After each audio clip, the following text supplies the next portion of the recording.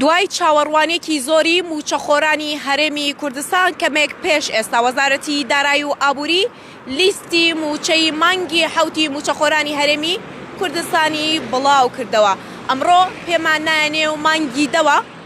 تازە لیستی موچەی مانگی حەوت بڵاو کراوەتەوە. دیارە ئەم موچەیە لە ماوەی 3 ڕۆژدا دابەش دەکرێت لە ڕۆژی پێنجشەمەوە، واتە لە سبەینێەوە دەست بە دابەشکردنی موچەی مانگی حەوت دەکرێت و 2 ڕۆژەکەی تریشیان لە ڕۆژی شەممە و یەکشەممەدا دابەش دەکرێت موچەی موچەخۆرانی هەرێمی کوردستان، واتە لە ڕۆژی پێنجشەممە، ڕۆژی شەممە، ڕۆژی یەکشەممە. ئێستا من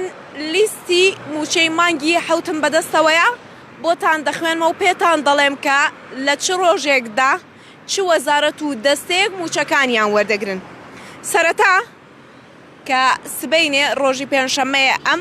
دەستە وەزارەتانە موچەکانیان وەردەگرن خاننشینی شارستانی، خاوەن پێداویستیە تایبەتەکان، زیندانیا سیاسیەکان و بەرکەوتوانی کیمیاباران، کە سوکاری شەهیدان و ئەنفالکراوان، کاروباری شەهیدان و ئەنفالکراوان، پەروەردە، خانەنشینی پێشمەرگە، دارایی و ئابووری، دەستەی دەستپاکی و دەستەی وەبەرهێنان و هەروەها دەستەی ژینگە و دەستگای مین و ناوچەکانی دەرەوەی هەرێم و هەروەها کۆمسیۆنی باڵای هەڵبژاردنەکان و دیوانی چاودێری دارایی و مافی مرۆڤ.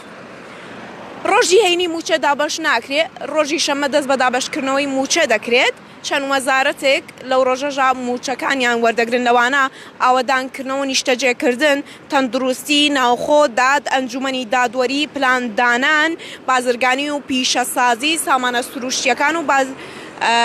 گواستنەوە و گەیاندن و کشت و کاڵ و سەرچاوەکانی ئاو و شارەوانی و گەشت و گوزار موچەکانیان وەردەگرن. لە ڕۆژی یەکشەممە کە کۆتا ڕۆژی دابەشکردنی موچەی مانگی حەوتە، کاروباری کۆمەڵایەتی، ڕۆشنبیری و لاوان، کارەبا، ئەوقاف و کاروباری ئاینی، خوێندنی باڵا و توێژینەوەی زانستی، سەرۆکایەتی پەرلەمان، سەرۆکایەتی ئەنجومەنی وەزیران،